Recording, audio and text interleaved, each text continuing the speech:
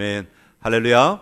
오늘 이 시간 우리 주님의 놀라운 은혜가 또 주님의 풍성하심이 여러분의 심령 안에 충만하게 임하시기를 간절히 기원합니다. 여러분, 다른 사람들에게 기독교를 소개할 때 어떻게 소개할 수 있으시겠습니까? 성경에 나오는 수많은 이야기들을 다 끄집어내서 소개하기는 참 쉽지 않습니다. 그래서 우리 기독교를 잘 요약한 것들이 있는데 그것들만 잘 기억하고 있으면 우리가 다른 사람에게 또 내 자신에게 신앙을 세워갈 때 기초의 틀로서 잘 사용을 할 수가 있습니다. 그 세 가지는 이것입니다. 그 첫 번째는 뭐냐 하면 우리가 무엇을 믿는가 하는 것입니다. 우리가 믿는 것이 무엇이냐 하는 것이 가장 기초가 되겠죠. 그리고 난 다음에 우리가 믿는 그것을 가지고 우리가 어떻게 살아가는 사람들인가, 어떠한 모양으로 어떤 모습으로 살아가는 사람들인가 하는 것을 우리가 분명히 알아야 됩니다. 그러니까 우리 그리스도인의 도덕, 그리스도인의 윤리, 그리스도인의 삶의 지침, 그리스도인의 가져야 할 태도, 이런 것들이 중간에 다 들어가게 되겠죠. 그런 다음에 우리가 그냥 그렇게 사는 것으로 끝나는 것이 아니라 우리는 분명하게 무언가를 바라보며 가는 사람들이죠. 그래서 그 바라보는 것이 무엇인가를 잘 설명을 해줄 수 있으면 우리의 믿음의 전부를, 우리의 신앙의 삶의 전부를 잘 설명해 주는 사람이 될 수가 있습니다. 그래서 믿음과 행동과 비전이라고 이렇게 요약을 할 수도 있습니다. 그래서 우리가 무엇을 믿느냐라고 할 때는 가장 우리가 흔히 사용하는 내용이 있는데 그것이 뭐냐면 바로 사도신경입니다. 사도신경 한번 따라합시다. 사도신경. 자, 그런 다음에 우리가 이 사도신경을 믿음으로 말미암아 어떻게 살아가는가 하는 삶의 윤리나 삶의 법칙들을 가리키는 내용이 있는데 그게 뭐냐 하면 바로 십계명입니다. 한번 따라합시다. 십계명. 자, 그리고 아버지의 나라가 오게 하여 주옵소서라고 하는 이 소망과 비전을 가지고 우리가 그 방향으로 하나님 아버지의 나라가 임하는 것을 기대하며 나아가게 하는 것이 있죠. 그게 뭐예요? 주기도문입니다. 따라합시다. 주기도문. 그래서 사도신경이 믿음의 근본을 이야기하는 것이고 십계명은 우리의 삶의 윤리들과 삶의 방법들을 이야기하는 것이라면 주기도문은 우리의 비전을 이야기하는 것이다 하는 것이죠. 그래서 사도신경과 십계명과 이 주기도문은 우리 그리스도인들이 신앙생활할 때 아주 핵심적으로 요약해 놓은 신앙의 삶의 모습들인 것을 우리가 발견할 수가 있습니다. 그래서 초대교회 때부터 예수님이 승천하시고 난 뒤로 교회가 형성되면서 계속해서 교회 때마다 고백되어진 것들이 뭐냐면 바로 이 사도신경이고 십계명이고 주기도문이다 하는 것입니다. 이게 뭐 2000년도에 갑자기 나타난 것이 아니라 몇 년 전, 10년 전에 나타난 것이 아니라 100년 전에 나타난 것이 아니라 이미 2000년 전부터 이것들이 계속 존재하면서 우리의 신앙을 계속해서 이끌어 왔던 것들이다 라고 하는 것이죠. 여러분, 우리가 하나님과 교제하면서 살아가기 위해서는 하나님을 잘 알아야 되죠. 여러분, 하나님을 잘 알도록 하나님께서 우리에게 선물로 주신 게 하나가 있어요. 그게 뭡니까? 뭐예요? 하나님을 알아갈 수 있도록 하나님이 우리에게 선물로 주신 것이 성경이죠. 성경책. 그러니까 우리는 하나님을 알아가려면 다른 데서 하나님을 알아가는 것이 아니라 가장 먼저 어디에서 하나님을 발견해야 돼요? 말씀 속에서 하나님이 어떤 분이신가를 찾아내야 됩니다. 성경에는요, 크게 두 가지 중요한 부분으로 나누어집니다. 성경 안에는 무슨 내용이 기록되어 있는가 하면 첫 번째는 우리가 믿어야 할 내용들이 뭐냐, 우리가 믿어야 할 것들이 뭐냐 하는 것이 담겨져 있고요. 그 다음에 하나는 우리가 무엇을 순종해야 하는가, 순종해야 할 내용들이 담겨져 있습니다. 그러니까 성경에 보면 하라, 하지 말라 하는 내용들이 굉장히 많죠. 하라, 하지 말라 하는 것은 무엇에 대한 내용입니까? 우리가 순종해야 할 것들에 대해서 가르쳐주고 있는 거예요. 그런 다음에 그것 외에는 대부분이 다 믿음과 관련되는 겁니다. 이런 것을 믿어야 한다, 이런 것이 믿음이다, 이런 것을 믿어야 된다 라고 하는 믿음에 대한 것을 이야기하고 있죠. 자, 그런데 성경을 전부 다 알고 한마디로 이야기하려니까 이게 너무 방대한 책이에요. 1년에 성경 한 번 읽는 게 쉬워요, 어려워요? 쉽죠? 쉬우신데 못하죠? 그런 줄로 압니다. 성경 읽는 건 쉽습니다. 안 읽어서 문제지 읽는 것은 쉬워요. 그죠? 자, 성경 1년에 한 번 읽기도 쉽지 않아요. 사실 굉장히 어렵죠. 그런데 이 방대한 성경의 내용을 다 요약해서 남들에게 알려주고 전해주려니까 얼마나 어렵겠어요. 얼마나 힘이 들겠어요. 그래서 이 초대교회 때부터 이 성경의 전부를 줄여 놓아가지고 만든 게 바로 신앙 고백이라고 하는 겁니다. 그 신앙 고백들이 여러 개가 있는데 그 중에서 가장 보편적으로 사용하는 신앙 고백, 가장 먼저 만들어지고 가장 오랫동안 사용되어지고 있는 신앙 고백 가운데 하나가 바로 사도신경인 것입니다. 기독교가 존재하는 이 오랜 시간 동안 사도신경은 그리스도인의 입을 통하여 계속해서 전해지고 있는 거예요. 사도신경이 처음에 형성된 것은 약 200년경이라고 봐요. 주후 200년경. 그리고 이것이 완성된 것은 한 750, 800년경이라고 보고 있습니다. 그래서 이 오랜 시간 동안 사도신경이 다듬어져서 그리고 마침내 그 고백이 오늘 여기까지, 지금 우리들의 입까지 계속해서 고백되어지고 있는 것입니다. 그런데 이단들이 가끔 시비를 거는 부분이 하나가 있어요. 그게 뭐냐 하면 예를 들어 십계명 같은 경우는 출애굽기 20장에 보면 십계명이 쫙 나와 있어요. 그 다음에 주기도문 같은 경우는 마태복음 6장에 보면 주기도문이 쫙 나와 있어요. 그런데 사도신경은 몇 장 몇 절에 나옵니까? 성경에 안 나오는 거니까, 성경에 사도신경이라고 한 문구로 딱 나온 게 아니니까 이건 우리가 믿을 수 없다, 우리가 고백할 수 없다, 그렇게 말하죠. 그래서 예배 때 사도신경을 고백하지 않습니다. 이단들은 사도신경을 고백하지 않습니다. 그것만 이유가 아니라 다른 이유도 많이 있는데, 다른 이유들은 다음 시간에 또 제가 시간 될 때마다 항목이 나올 때마다 한번 설명을 드리겠습니다. 하여튼 근본적으로는 성경에 나온 게 아니다, 그래서 안 믿는다, 고백할 수 없다, 그렇게 이야기한다는 거예요. 여러분, 그래요. 사도신경이라는 말은 성경에 없습니다. 그러나 사도신경이라고 하는 말은 성경에 없지만, 사도신경이라고 하는 글자는 성경에 없지만, 사도신경의 모든 내용은 성경 안에 다 들어있는 겁니다. 성경을 줄여서 만든 게 바로 사도신경이기 때문에 그렇습니다. 그래서 성경을 한마디로 이야기하라고 한다면 바로 사도신경을 이야기할 수가 있는 것이죠. 자, 그러면 왜 사도신경, 하필이면 그럼 또 성경에 있는 다른 이름 좋은 거 찾아가지고 뭐 하나님을 향한 고백 뭐 이렇게 하면 좀 쉬울 텐데 사도신경이라고 했을까? 옛날부터, 초대교회 때부터 썰이 있었어요. 설 알죠? 전설, 만들어진 이야기, 사람들이 입의 입을 통해서 이래서 사도신경이 되었을 것이다 라고 하는 전설이 있었어요. 여러분, 전설은 진짜예요, 아니면 만들어진 거예요? 만들어진 거예요. 그 얘기를 하나만 해드릴게요. 여러 가지 얘기가 있지만 사도신경이라고 부르게 된 이유가 여러 개 있는데, 그 중에 하나가 뭐냐면 설입니다. 진리가 아닙니다. 이야기가 하나가 있는데 그게 뭐냐 하면, 초대교회 예수님이 승천하시고 난 다음에 제자들이 다락방에 모였어요. 그래서 정말 유대인들을 두려워하여 떨면서 간절하게 기도할 때 성령이 임하게 되었다는 거예요. 성령이 임하게 되니까 여기저기서 막 믿음의 고백들을 막 하게 되더라는 거예요. 그때 베드로가 제일 먼저 일어나가지고 믿음의 고백을 선포하는데 뭐라고 하는 거니까, 나는 전능하신 아버지 하나님, 천지를 지으신 창조주를 믿습니다 하고 고백을 했던 거예요. 그랬더니 그 옆에 있던 안드레가 벌떡 일어나더니 나는 그의 유일하신 아들 우리 주 예수 그리스도를 믿습니다 라고 고백을 하더라는 거예요. 그랬더니 그 옆에 있던 야고보가 그는 성령으로 잉태되어 동정녀 마리아에게 나셨습니다 하고 고백을 한 거예요. 그 다음에 요한이 일어나더니 본디오 빌라도에게 고난을 받아 십자가에 못 박혀 죽였습니다. 그랬더니 그 옆에 있던 의심 많은 도마가 벌떡 일어나더니 장사된 지 사흘 만에 죽은 자 가운데서 다시 살아나셨. 왜 안 믿었잖아 그거. 근데 이제는 믿음의 고백을 했다는 거예요. 그런 식으로 이 12명이 쫙 신앙 고백, 그 가룟 유다 빼고 마띠아가 들어가서 쫙 12명이 신앙 고백을 해가지고 그거를 다 모아가지고 차례대로 쫙쫙쫙 말한 순서대로 모았더니 그게 사도신경이 되었다라고 하는 설이 있었다. 이걸 아무도 인정하지 않아요. 역사적으로 계속 조사를 했는데 이건 진짜가 아니다, 그렇지 않다라고 이미 중세 때부터 밝혀져서 아무도 그렇게 믿지 않아요. 자, 사도신경은 그런 이야기가 아니라, 사도신경은 이 초창기 초대교회 때 예수님을 믿으러 교회에 나오는 사람들에게 믿음을 확인해야 되잖아요. 정말 이 사람을 예수님을 믿는지 아닌지를 점검하기 위해서 문답을 했어요.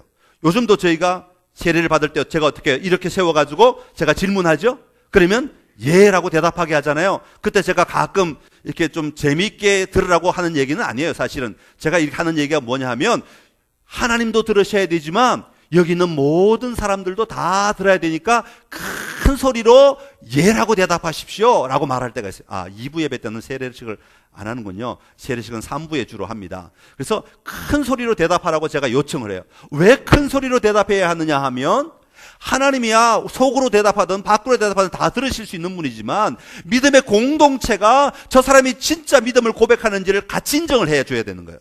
그래서 우리가 세례를 받을 때 일어나서 일부러 질문을 하고 그 대답을 하게 하는 거예요.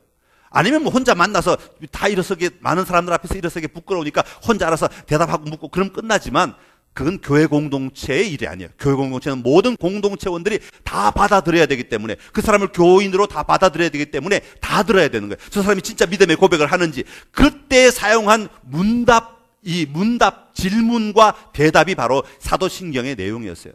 그러다가 그것을 가지고 문답으로 사용하지 아니하고 나중에는 선언문으로 이렇게 문장으로 만들게 된 것이 오늘 우리가 사용하는 이 사도신경이라고 하는 것입니다. 이 사도신경이, 그 문장이 그때 만들어지게 된 거예요. 그래서 문답식으로 사용하다가 선언문으로 사용하게 되면서 본격적으로 사도신경이라고 하는 이름을 붙이게 되었습니다. 자, 그때 사도신경이라고 이름 붙이게 된 것은 사도들의 신앙 고백이다, 그런 의미가 담겨져 있잖아요. 그러니까 사도들이 했던 신앙의 고백을 나도 오늘 동일하게 한다라고 하는 의미가 담겨져 있어요. 이걸 라틴어로 보면, 사도신경을 라틴어로 보면 사도의 순볼룸이라고, 순볼룸 이런 단어로 사용합니다. 순볼룸이라고 하는 말은 뭐냐면 심볼이라고 하는 거예요. 여러분 심볼 아시죠? 상징, 뭔가를 의미하는 형태, 이런 걸 심볼이라고 해요. 그러니까 사도신경이라고 하는 것은 심볼과 같은 것이다. 무슨 심볼이에요? 내가 하나님을 믿습니다. 나는 그리스도인입니다. 나는 하나님의 자녀입니다. 라고 하는 심볼로, 상징으로 고백하는 것이 뭐냐면 바로 이 사도신경에 나오는 내용이다 라고 하는 것입니다. 그래서 사도신경은 사도들이 고백했던 메시지, 예수님의 삶과 예수님의 죽음과 예수님의 부활을 목격했던 그 사도들이 고백했던 그 내용을 나도 동일하게 고백한다고 하는 것, 또 사도들이 전한 그 메시지와 동일한 것을 내가 믿고 있다고 하는 것, 이런 의미로 사도신경, 사도들이 가지고 있었던 심볼, 우리 그리스도인이 보여줄 수 있는 심볼, 이런 의미로 사도신경이라고 하는 명칭이 붙게 되었습니다. 그래서 당신 예수 믿어? 그러면 내 믿음 고백 한번 들어볼래? 내가 그러면서 사도신경을 쭉 읽는, 암송을 하는 거죠. 그 믿음으로 고백하는 거죠. 그러면 저렇게 고백하는 것을 보니까 뭐라고요? 그리스도인이구나, 이렇게 확인하는 거예요. 초대교회 때는 그렇게 했다는 겁니다. 그래서 이렇게 그리스도인의 표지로서, 그리스도인의 심볼로서 사도신경이 사용되게 되었던 것이죠. 원래부터 사도신경은 한 문장으로 쭉 나온 게 아니라 문답식으로 나왔다 그랬죠? 그 문답식 때부터 사도신경은 12개 항목으로 구분이 되어져 나왔습니다. 그래서 오늘 말고, 오늘은 서론만 하는 날이고 다음 주부터 12주 동안 이 12개 항목에 맞추어서 사도신경을 계속해서 같이 살펴보려고 합니다. 사도신경은 우리의 신앙에 아주 근원적인 내용을 다루고 있습니다. 그래서 제일 먼저 성부 하나님에 대한 이야기가 나오고, 그 다음에는 성자 예수님에 대한 이야기가 나오고, 그 다음에는 성령 하나님에 대한 이야기가 나와요. 그래서 성부, 성자, 성령에 관한 이야기를 고백하는 것이 바로 사도신경, 줄이면 하나님을 고백하는 것이 사도신경이다. 하나님을 믿습니다 라고 하는 고백이 사도신경이다 라고 하는 것이고, 그 사도신경의 내용 안에는 창조로부터, 창조주 하나님을 믿습니다 라고 하는 말에서부터 영생을 믿습니다 라고 하는 말까지, 창조로부터 영원한 나라까지 다 포함되어 있는, 아주 짧은 단어들이지만 다 포함되어 있는 것이 바로 사도신경이다. 그래서 성경 전체를 요약한 것이 사도신경이다, 그렇게 말하고 있습니다. 그래서 우리가 사도신경을 고백한다고 하는 것은 정말 잣대가 되는 거예요. 이게 정말 그리스도인인가 아닌가를 구분하는 잣대, 참된 신앙인인가 아닌가를 구분하는 잣대, 그리고 이 사도신경의 안경으로 우리의 삶을 바라보고 우리의 모든 신앙을 점검해 나갈 수 있도록 안경과 같은 것이다 라고 하는 것이 바로 이 사도신경입니다. 바라기는 여러분 이번 한 주간 지내시면서, 한 주간이 아니라 앞으로 3개월 동안 이 설교가 마칠 때까지 이 사도신경을 못 외우시는 분들은 들고 다니시면서, 일부러 제가 만들어 드린 거니까 번호가 쓰여 있긴 하지만 다 연결되어 있는 겁니다. 원문 그대로를 제가 잘라 놓은 거니까 그대로 읽으시면 되는데, 들고 다니시면서 한 번씩 계속해서 반복해서 고백해 보시면 좋을 것 같아요. 아침에 일어나서 근데 습관적으로 막 이렇게 중얼중얼 하는 그런 정도의 신앙 고백이 아니라, 사도신경을 암송하는 것이 아니라 한 문장 한 문장을 좀 끊어서 내가 정말 이 내용을 믿고 있는가, 정말 이 내용이 내 안에 역사하고 있는가, 정말 이 하나님이 내 안에 일하고 계신가 하는 것을 좀 이렇게 묵상하면서 사도신경을 쭉 읽어나가시면 좋겠어요. 설거지 하시다가도 머릿속으로 입으로 중얼중얼 하시면서 묵상하실 수 있고요. 또 운전하시면서도 얼마든지 하실 수 있고요. 잠자기 전에 한번, 아침에 일어나서 한번, 또 밥 먹으면서 밥을 씹는 동안에 사도신경이 끝날 때까지 밥을 삼키지 않는다. 건강에 좋은 거니까. 그래서 사도신경이 다 끝날 때까지 밥을 삼키지 않고 계속 씹으면서 사도신경을 한번 암송해 보시고, 근데 더 좋은 건 한 단락을 끊고 묵상하고 또 그 다음 단락으로 연결하는 거예요. 근데 잘 안 돼요. 하다가 한 단락 끊고 묵상하고 난 다음 그 다음 하려고 그러면 다 까먹어요. 우리는 습관이 그냥 처음부터까지 쭉 하는 습관이 되어 있기 때문에 참 어려워요. 그래서 제가 이렇게 나눠드린 거니까, 잘라놓은 거니까 어디다 붙여놓으시고 필요하신 대로 가져가셔서 계속해서 묵상하시고 여러분의 신앙을 점검할 수 있기를 바랍니다. 자, 오늘 사도신경을 첫 다루면서 사도신경에 가장 많이 나오는 말이 뭐냐 하면 내가 믿습니다 라고 하는 단어입니다. 하나님을 믿습니다. 예수님을 믿습니다. 성령님을 믿습니다. 마지막에 영생을 믿습니다. 4번 나와요. 그래서 내가 믿습니다 라고 하는 믿음의 고백인데요, 이 믿음이라고 하는 것이 굉장히 중요한 거죠. 그래서 오늘은 믿음의 개념을 조금 먼저 다루고 다음 주부터 사도신경의 첫 문장부터 함께 나누도록 하겠습니다.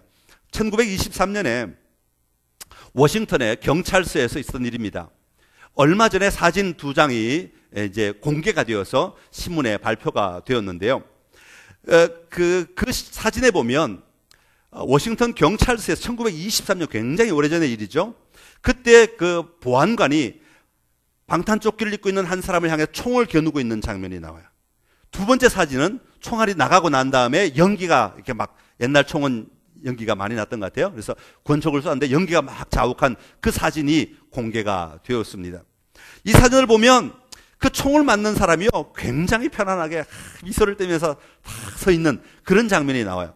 굉장히 이상한 사진이죠. 총 맞는 사람이 미소를 띠면서 있을 수가 없잖아요. 아무리 뭐 여러 개 입었다 하더라도. 근데 이 사진의 배경 설명을 이렇게 써놨습니다. 총을 쏘는 사람은 보안관이고 총을 맞는 사람은 머피라고 하는 사람인데, 이 머피라고 하는 사람은 어떤 사람인가 하면 발명가예요. 많은 것들을 발명하는데 그 당시에 방탄조끼를 처음으로 발견했다는 거예요. 5kg 정도 되는 방탄조끼를 자기가 만들었던 것이죠. 그리고는 그것을 입고 경찰서에 와서 이제 시연을 보여주는 겁니다. 그러니까 자기가 경찰관들 보고 내가 총 쏠 테니까 당신 이 옷 입고 서십시오 하면 설 사람이 있을까요? 그러니까 당신이 총을 쏘시고 내가 이 옷 입고 서겠습니다 라고 해서 총을 맞는 장면이 사진에 찍히게 되었다고 하는 것입니다. 여러분, 이 사람은 어떻게 해서 자기를 향해 총을 쏘는데도 긴장하지 아니하고 편안한 얼굴로 자기를 향해 날아오는 총알을 맞이할 수가 있었을까 하는 것이죠. 왜요? 어떻게 해서? 자기가 만든 방탄조끼이기 때문에 이미 그날 처음 맞는 게 아니라 이미 만드는 과정 속에서 실험하고 확인하고 증명하고 다 해봤기 때문에 그 방탄조끼가 어떤 역할을 하는지를 분명히 알기 때문에 그 자리에 서서 담대하게 그 조끼를 입고 그 자리에 서 있을 수 있다고 하는 것입니다. 자, 그러면 이 사람이 방탄조끼를 만든 머피가 가지고 있는 믿음은 어떤 믿음인가 하는 것이죠. 자, 지금 저 보안관이 총을 쏘는데 저 총알이 날아오다가 나를 향해 딱 내 몸에 닿을 때 나는 안 죽을 거야, 나는 안 죽을 거야, 이런 믿음이었겠어요? 아니면 아예 내가 입고 있는 이 방탄조끼를 내가 만들었고 내가 확신하기 때문에 아무 일도 없어 라고 하는 근원된 믿음일까요? 분명히 근원된 믿음이죠. 왜요? 자기가 이미 만들었기 때문에. 두려운 마음은 있지만 저것이 나라면 운이 좋으면 내가 안 죽을 거야, 이런 믿음이 아니라고 하는 것입니다. 이 머피가 가지고 있는 믿음은 이건 내가 분명하게 만들었고 내가 그 성능을 알고 있고 내가 그 모든 과정들을 알고 있기 때문에 절대로 나를 뚫지 못한다는 분명한 믿음이 있었기 때문에 그 총을 맞을 수가 있었다고 하는 것이죠. 유다서 1장 20절 21절에 보면 이런 말씀이 있습니다. 우리 한번 같이 읽겠습니다. 시작. 사랑하는 자들아, 너희는 너희의 지극히 거룩한 믿음 위에 자신을 세우며 성령으로 기도하며 하나님의 사랑 안에서 자신을 지키며 영생에 이르도록 우리 주 예수 그리스도의 긍휼을 기다리라. 아멘. 자, 여기 보면 두 번째 줄에 보면 믿음 위에 자신을 세우며 그렇게 말합니다. 자, 우리 그리스도인만 믿음 위에 자신을 세우는 사람입니까? 아니요. 세상 모든 사람들은 믿음 위에 자신을 세우는 사람입니다. 근데 문제는 뭐냐 하면 자기의 믿음 위에 자신을 세운다 하는 것이죠. 여러분, 세상 사람들이 가지고 있는 믿음은 다양해요. 믿음이 없는 사람은 없어요. 아, 나는 하나님이 안 계신다고 믿는다. 믿음이 있어요, 없어요? 다시. 나는 하나님이 안 계신다고 굳게 믿어. 믿음이 있어요, 없어요? 있죠. 안 계신다는 것을 믿는 믿음이 자기 가지는. 그러니까 이 사람은 그 믿음 위에 자기를 세우는 거라 그 말입니다. 이해하시겠죠? 그러니까 세상 모든 사람들은 자기만의 믿음이라 할지라도 어떤 것이든지 간에 믿음 위에 자신을 세우고 살아간다는 거예요. 그래서 유다는 뭐라고 얘기하는 겁니까? 믿음 위에 자신을 세우기는 세우는데 무슨 믿음? 거룩한 믿음 위에 자신을 세우라. 거룩한 믿음이라고 하는 것은 하나님을 향한 믿음 위에 자신을 세우라. 우리가 가질 믿음은 세상 사람들이 가지고 있는 그런 믿음이 아니라 자기의 주장, 자기의 생각, 자기의 가치대로 말하는 믿음이 아니라 거룩한 믿음, 영원토록 변하지 아니하고 흔들리지 않는 그 확실한 믿음 위에 자신을 세우는 자가 되어야 한다라고 이야기하고 있는 것입니다. 다시 말하면 이 믿음이라고 하는 것은 우리 신앙의 기초가 되는 것이다 라고 하는 것이죠. 이 믿음의 반석 위에 서 있어야 그 다음 자라게 되고 열매를 맺을 수 있게 된다는 것입니다. 우리는 흔히 열매를 맺는 믿음이 있으면 열매가 맺힌다고 생각하는데 그게 아니에요. 열매를 맺는 믿음이 아니라 우리가 근본적으로 터 위에, 건강한 터 위에 서 있다고 하는 이 믿음이 있어야 그 믿음 위에서 자연스럽게 열매가 맺히게 되는 것입니다. 그렇게 분명한 믿음의 고백이 있는 것이 얼마나 중요한가 하는 것을 성경이 우리에게 끊임없이 이야기해 주고 있습니다. 그 믿음의 고백 가운데 우리의 모든 믿음을 가장 핵심적으로 요약한 것이 바로 사도신경이라. 그래서 사도신경을 뼈대와 같은 것이다. 우리 믿음의 뼈대와 같은 것이다. 여러분, 아무리 몸이 건강하고 싶어도 뼈대가 망가지면 살에 아무리 피부가 좋아도 소용없어요. 아무리 힘줄이 건강해도요 소용없어요. 뼈가 무너지면 이미 그 몸은 지탱하기가 힘이 들어요. 뼈대가 건강해야 밖에 살과 힘줄과 핏줄과 신경과 이런 것들이 합쳐져서 건강한 모습을 이룰 수 있는 거죠. 또 다른 말로는 이 사도신경을 큰 지도와 같다 그렇게 표현합니다. 뭐 예를 들어서 대전에 우리가 살고 있는데 서울을 가고 싶단 말이죠. 근데 길을 잘 몰라요? 그럼 지도가 필요하잖아요. 그래서 지도를 파는 곳에 가가지고 부산 지도를 사갖고 가서 지도를 펴놓고 아무리 뒤져봐야 소용이 없는 것이죠. 무슨 지도를 사야 되겠어요? 서울 지도 사서 되겠어요? 안 되죠. 왜냐하면 가는 길을 모르니까 전국 지도를 사야 되는 거예요. 이 사도신경은 전국 지도와 같은 거예요. 그래서 우리의 믿음의 모든 체계를 연결시켜주는 길잡이와 같은 것이다 라고 하는 것입니다. 사도신경에서 가장 많이 나오는 이 나는 믿습니다. 나는 믿습니다. 이것은요 우리가 그 믿음 안에 들어가는 것을 얘기해요. 예를 들어서 나는 뭔가를 압니다. 그러면 그 알게 만든 지식이 우리에게 오는 거예요. 내가 만약 무엇을 느낍니다. 그러면 느끼게 만드는 지식이 우리를 지배하는 거죠. 그런데 믿는다는 것은 내가 그 안에 들어가 있는 것을 얘기해요. 내가 그 안에 헌신하고 그 안에 세워져 있는 것을 이야기하는 것입니다. 자, 그래서 로마서 1장 16절에 이렇게 말합니다. 로마서 1장 16절의 말씀 같이 함께 읽겠습니다. 시작. 내가 복음을 부끄러워하지 아니하노니 이 복음은 모든 믿는 자에게 구원을 주시는 하나님의 능력이 됨이라. 아멘. 자, 여기 보면 모든 믿는 자에게 구원을 주시는 하나님의 능력이라고 말하고 있어요. 자, 이 복음으로 말미암아 믿게 된다가 아니라 모든 믿는 자에게 주시는 모든 믿는 자에게 구원을 주시는 하나님의 능력이다. 그래서 믿음이라고 하는 것이 먼저 터전이 되어 있음을 우리에게 이야기하고 있습니다. 그래서 여기서 믿는다는 것을 로마서 10장 9절에는 이렇게 설명합니다. 로마서 10장 9절 같이 읽겠습니다. 시작. 내가 만일 내 입으로 예수를 주로 시인하며 또 하나님께서 그를 죽은 자 가운데서 살리신 것을 내 마음에 믿으면 구원을 받으리라. 아멘. 우리의 삶의 근본 터전에 그 믿음이 세워져 있어야 한다고 하는 것을 말씀하고 있습니다. 우리가 어떤 병에 걸리게 되면 여러 단계를 거치게 되죠. 처음에는 부정하고 싶은 단계. 아이고, 나는 절대로 그런 병에 안 걸릴 거야. 이거 의사가 오진했을 거야. 뭐 잘못됐을 거야. 그러다가 점점점 수용하는 단계로, 맞아. 나에게도 그런 병이 올 수가 있구나. 수용하는 단계로 가고요. 마침내는 의사의 모든 지시를 따르는 단계로 넘어가게 되죠. 여러분, 그때가 되면 의사가 주사 하나 놓는 것, 저것을 맞음으로 낫겠다, 이 믿음이 아니라 의사 자체를 믿는 거예요. 그때 그 단계가 되면 의사 자신을 믿고 의사가 말하는 모든 지시사항을 그냥 따라가는 거죠. 순종하는 거예요. 그러므로 말미암아 자기의 병을 다스릴 수 있도록 내어 맡기는 거죠. 이게 바로 믿음과 같은 거예요. 우리의 믿음이 근원이 되면 어느 한 사건, 어느 한 행위를 우리가 믿느냐 안 믿느냐, 이게 중요한 게 아니라 믿음의 근원 위에 서 있어서 모든 것을 우리 자신을 내어놓을 때 거기서부터 모든 일들이 일어나게 됨을 이야기하고 있는 것입니다. 자, 이제 오늘 본문으로 들어가서, 오늘 본문 28장, 시편 28장은 다윗의 시입니다. 28장 1절부터 5절까지와 6절부터 9절까지의 내용은 전혀 다른 이야기입니다. 앞반부, 전반부에 나오는 얘기는 뭐냐 하면 다윗이 지금 너무 괴롭다는 거예요.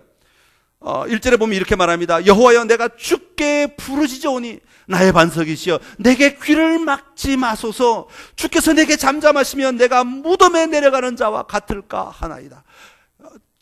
정말 비통한 모습이죠. 정말 안타까운 모습이죠. 정말 갈급한 모습. 그게 1절부터 5절까지 쭉 반복해서 그런 표현들을 계속해서 사용하고 있습니다. 그런데 6절에 딱 넘어오면 어떻게 표현하고 있습니까? 여호와를 찬송하며 내 간구하는 소리를 들으심이로다. 여호와를 찬송하며 라고 바뀌어주고 있는 것이죠. 그리고 7절은 뭐라고 말합니까? 여호와는 나의 힘과 나의 방패이시니 내 마음이 그를 의지하여 도움을 얻었도다. 그렇게 말하고 있습니다. 자, 여러분 한번 가만히 보십시오. 다윗이 지금 1절과 5절을 쓸 때와 6절과 9절을 쓸 때 상황이 달라졌느냐? 아니요, 그렇지 않아요. 달라지지 않았어요. 똑같은 상황입니다. 똑같은 상황이지만 다윗의 반응이 달라지고 있음을 보여주고 있습니다. 전반부에서는 오늘 내 현실을 그대로 가감없이, 오늘 내 심정을 가감없이 그대로 소개합니다. 나는 정말로 무덤에 내려가는 자와 같고 너무너무 괴롭고 너무너무 고통스러울 수밖에 없는 상황에 빠졌습니다. 그런데 자기의 믿음의 터 위에 딱 서서 보니까 이게 단순히 그러고 있을 문제가 아니라 현실은 그래, 상황은 그래, 오늘 나를 공격하는 그 엄청난 일들은 정말 인간적으로 견딜 수 없는 일이야. 그럼에도 불구하고 내 믿음의 발을 딱 딛고 서서 보니까 누가 계시는가? 여호와 하나님이 계시더라는 것입니다. 그래서 그 여호와 하나님을 바라보니까 여호와 하나님이 내 방패가 되시고, 여호와 하나님이 내 반석이 되시고, 여호와 하나님이 나를 건지시고, 여호와 하나님이 나를 인도하시고, 여호와 하나님이 나를 기쁘게 하시고, 여호와 하나님이 나를 기뻐하심으로 내가 그분 때문에 찬송하게 되더라 라고 하는 고백을 하고 있는 겁니다. 내가 어떤 것을 향해서 그것을 붙잡는 게 믿음이 아니라 이 믿음이라고 하는 터 위에 서 있는 것, 이것 자체가 믿음이라는 거예요. 다윗이 자기에게 다가오는 고통을 올 때, 내가 요 사람을 대적해서 나아가면 내가 이길 수 있을 거야, 요게 믿음이 아니라 이미 다윗의 전생의 가운데 하나님이라고 하는, 여호와 하나님이라는 믿음의 반석 위에 서 있음으로 말미암아 그것 가지고 나아가는 거죠. 그 결과는 하나님이 만드시는 거예요. 이기든 지든. 그것을 제일 잘 표현한 게 뭐예요? 골리앗과의 싸움 아닙니까? 도저히 있을 수 없는 일이죠. 골리앗은 있을 수 없는 존재라고 말하잖아요. 이 세상에 그런 존재가 두 번 다시 나타나지 않는 그런 존재. 특이한 사람이에요. 특이한 사람. 이 인간도 아니야, 완전히. 괴물이죠. 저 같으면 아마 제가 그때 그 자리에 있었다면 저는 아마 근처도 못 갔을 거예요. 아마 저 36개 쳐서 오장육부가 뒤흔들리는 경험을 하고 눈도 감히 뜨지 못하고 온몸에 식은땀을 흘리면서 어딘가 숨어 있었어야 돼요. 그만큼 어마어마한 사람이 골리앗이래요. 그런데 어린 다윗이, 사울이 갑옷을 입혀주는데 갑옷이 안 맞을 정도로 다윗은 작은 사람이에요. 그런 다윗이 가잖아요. 그럼 마주한 것도 대단하지만 그 앞에서 대놓고 말을 해. 차라리 행동만 하면 괜찮아, 그죠? 그나마 좀 낫죠. 그냥 까짓거면 죽든다, 내가 좀 해보자 그러고 행동만 막 하고 그냥 확 쳐서 내가 까부러치면 할 수 없는 거지만 말까지 해, 말까지. 그것도 아주 또박또박 할 말 다 해. 이게 대단한 거잖아요. 이게 용기잖아요. 진짜 용기는 할 말을 제대로 하는 게, 더듬거리지 않고, 제가 왜 더듬거리죠? 할 말을 제대로 하는 게 이게 진짜 용기란 말이죠. 뭐라고 그래요? 골리앗 앞에서 골리앗이 막 욕을 하니까 다윗이 뭐라고 말합니까? 아주 단호하게 다윗이 이야기합니다. 너는 칼과 창과 단창으로 내게 나오거니와 나는 누구의? 만군의 여호와의 이름, 곧 내가 모욕하는 이스라엘 군대의 하나님의 이름으로 내게 나아가노라. 여러분, 다윗의 믿음에는 여호와 하나님, 우리가 사도신경에 고백하는 성부 하나님, 성자 하나님, 성령 하나님, 이 하나님에 대한 인식이 분명하게 있었고, 그 하나님에 대한 인식이 조금도 흔들림이 없이 그의 반석이 되어 주었기 때문에 이런 고백을 할 수 있게 되었다고 하는 것입니다. 마가복음 2장에 보면 4명의 친구들이 중풍병자를 데리고 침상에 메고 예수님께 오는 장면이 나옵니다. 예수님께 왔는데 그 집에 사람들이 너무 많아서 예수님을 메고 도저히 들어갈 수가 없지요. 그러니까 어떻게 지붕으로 올라갑니다. 지붕을 떴습니다. 그리고 줄을 달아서 예수님 발 앞에 그 친구를 내려놓습니다. 그때 예수님이 뭘 보셨어요? 그 친구들의 믿음을 보셨다 그랬어요. 자, 예수님이 보신 믿음은 뭘까요? 야, 너 참 뭐랄까 이게 정성이 가상하다. 이런 게 믿음 아니죠. 네가 그렇게 내려놨어? 그거 참 너 내가 뭘 해주기를 바라는구나. 이게 믿음 아니에요. 이미 침상째 메고 예수님에게 가면 이 문제가 해결된다고는 예수님 자신에 대한 믿음이 있었기 때문에 침상을 메고 올 수 있었던 거죠. 지붕 떠든 것은 엑스트라 행동이에요. 그냥 앞이 안 되니까 위로 올라간 거지. 그게 믿음의 표상이 아니란 말입니다. 우리가 흔히 착각하는 게 있어요. 지붕을 떠들 정도의 믿음 그렇게 생각하는데요. 지붕을 떠는 건 추가 행동이에요. 그냥 앞으로 안 되니까 위로 해본 거지. 인간의 지식으로도 할 수 있는. 그냥 주님이 보신 믿음은 뭐예요? 그 친구를 메고 예수님이라고 하는 존재 앞으로 나아올 수 있는 믿음. 예수님이야말로 이 사람을 낫게 할 뿐 아니라 우리의 모든 문제를 구원시켜줄 근원자가 되신다고는 믿음이 있었기 때문에 나올 수 있었던 것이죠. 뭐 성경에다 이런 얘기 너무 많죠. 마가복음 6장에 보면 예수님께서 고향 나사렛에 가십니다. 나사렛에 가서 환영받았습니까? 왜 못 받았어요? 어릴 때 모습을 다 봤기 때문에. 저도 요즘 가끔 이게 옛날 친구들을 만납니다. 저도 정말 오랜만에 옛날 친구들을 만났는데 친구들이 제 앞에서 이름을 잘 못 불러요. 김 목사, 뭔가 이상하죠? 민자가 들어가야 될 것 같은데. 친구들인데 혀가 그래 말해도 그건 또 괜히 이렇게 쑥스러워하고 뭐 이게 뭔가 어색해. 왜? 어릴 때부터 계속 봐왔던 친구들이기 때문에 내가 괜찮다고 해도 굉장히 뭔가 좀 불편해하는 거죠. 과거와 연결시켜서 그냥 오늘의 모습을 같이 가지고 있으니까 뭔가가 지금 어색하고 불편한 거예요. 예수님에 대했던 그 나사렛 사람들도 아마 그랬던 것 같아요. 예수님을 영접하지 않았다 그랬어요. 예수님은 그 장면을 보고 저들이 믿지 않았다고 그랬어요. 저들이 예수님을 인정하지 않았어요. 그러므로 말미암아 예수님께서 그곳에서 아무 일도 행하실 수 없었더라 그렇게 나옵니다.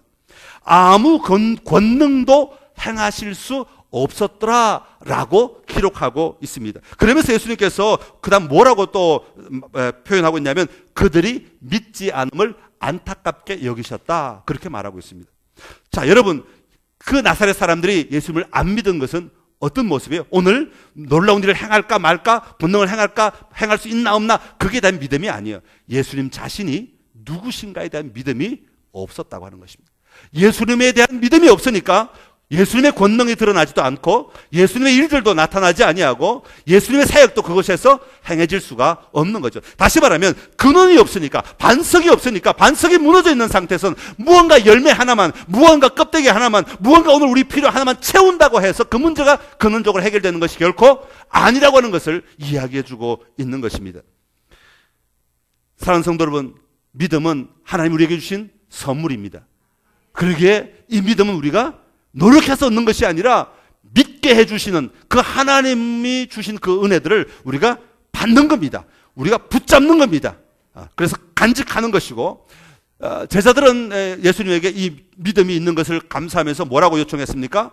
뭔가 좀 잘 안 될 때 우리의 믿음이 더 든든하지 못해서 확실하지 못해서 그렇구나 하고 누가복음 17장에 보면 우리에게 믿음을 더하여 주십시오 라고 요청하는 것을 볼 수가 있습니다. 여러분에게도 그런 은혜가 있기를 간절히 기원합니다. 여러분 믿음이 우리가 분명히 있습니다. 그러나 어떤 사람 믿음이 너무 약해, 너무 작아. 그럴 땐 우리가 기도해야죠. 하나님 나에게 믿음을 더하여 주십시오. 왜? 믿음은 하나님 우리에게 주시는 선물이니까 우리가 구하면 하나님이 주시는 겁니다. 그래서 믿음의 반석 위에 우리가 서 있어야 합니다. 그리고 믿음이 자꾸 자라나도록 만들어야 하는 것이죠. 로마서 10장 17절의 말씀입니다. 같이 읽겠습니다. 시작. 믿음은 들음에서 나며 들음은 그리스도의 말씀으로 말미암았느니라. 아멘. 그리스도의 말씀이 어디에 있습니까? 성경에 있습니다. 성경 말씀을 읽고 성경 말씀을 듣고 그리고 하나님이 하신 일들을 우리가 보면서 하나님이 하신 일에만 집중하지 말고 그 일을 하시는 누구요?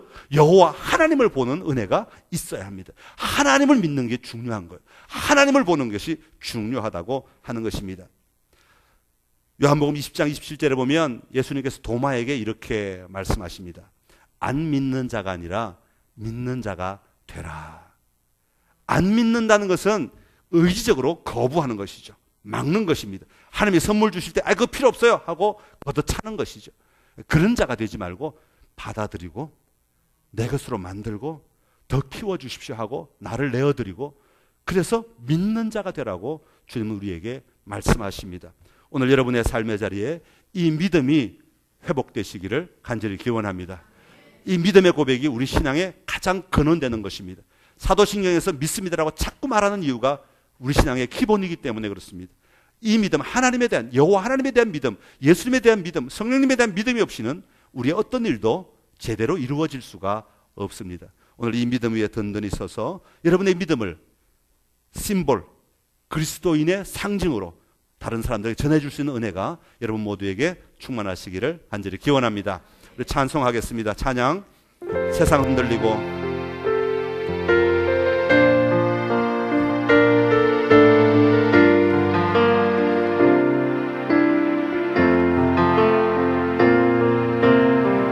세상 흔들리고 사람들은 변하여도 나는 주를 섬기리. 주님의 사랑은 영원히 변하지 않네. 나는 주를 신뢰해. 오직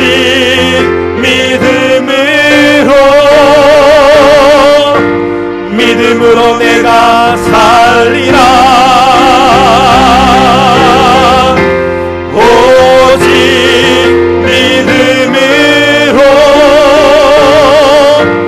믿음으로 내가 살리라. 믿음 흔들리고 사람들 주를 떠나도 나는 주를 섬기리. 주님의 나라는 영원히 쇠하지 않네. 나는 주를 신뢰해. 가사를 생각하면서 다시 한번 더 고백하겠습니다. 믿음 흔들리고 사람들 주를 떠나도 나는 주를 섬기리. 주님의 나라는 영원히 쇠하지 않네. 나는 주를 신뢰해. 오직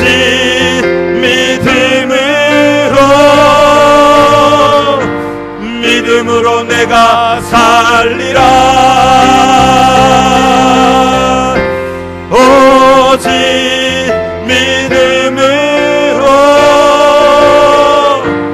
믿음으로 내가 살리라. 다시 한번 고백합시다. 오직 믿음으로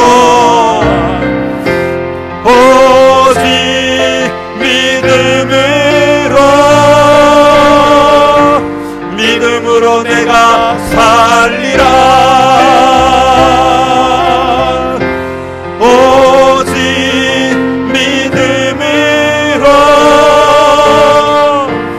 믿음으로 내가 살리라. 우리 같이 기도하기를 원합니다. 그렇습니다. 하나님, 내가 믿음으로 살겠습니다. 세상은 이 소리 저 소리로 많이 흔들리고 어떤 사람들은 주님을 떠나는 사람들이 있지만 그것이 나를 지배하지 못하고 그것이 나를 이끌지 못하고 그것이 나를 살릴 수 없음을 저희들 분명히 압니다. 하나님, 우리의 믿음의 근원 되시는 하나님을 믿기를 원합니다.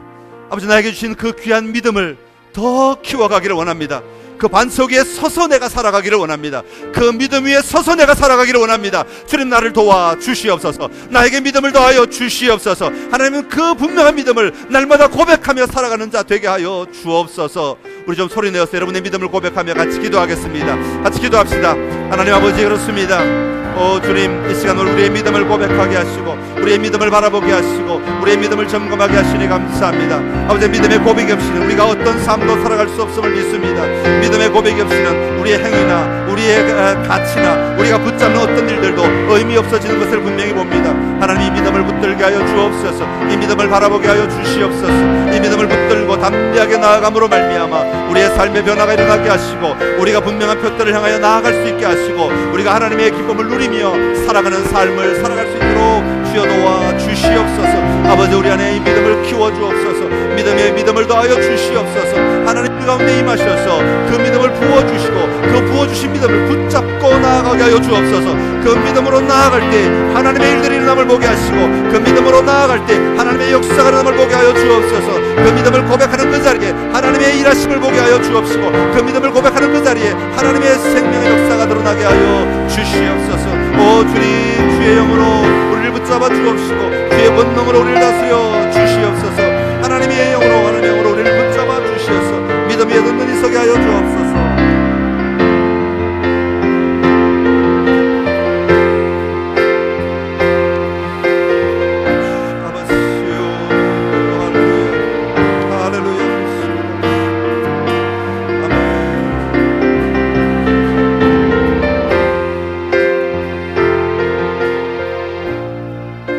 하나님 아버지, 우리가 믿음으로 살기를 원합니다. 하나님, 내 안에 있는 믿음을 보게 하여 주옵소서. 내 안에 살아 역사하시는 여호와 하나님을 보기를 원합니다. 그 하나님을 누리기를 원합니다. 그 하나님을 고백하기를 원합니다. 하나님, 우리의 믿음의 근원 되신 하나님을 온전히 붙들고 그 위에 서서 담대하게 살아가는 우리의 삶이 되게 하여 주시옵소서. 믿음이 없이는 어떤 행위다, 어떤 일들도 의미가 없는 줄로 압니다. 믿음 위에 서 있을 때 그 열매로 나타나는 믿음의 행위들이 생명이 되는 줄로 믿습니다. 하나님, 우리의 믿음을 자라게 하여 주옵시고 믿음의 믿음을 더하여 주옵소서. 우리의 삶의 자리자리마다 하나님의 이름을 부를 때마다 우리가 그 믿음을 고백할 수 있게 하시고 그 믿음을 누릴 수 있도록 우리의 삶을 주장하여 주시옵소서. 그리하실 하나님을 찬양하옵고 예수님의 이름으로 기도드리옵나이다. 아멘.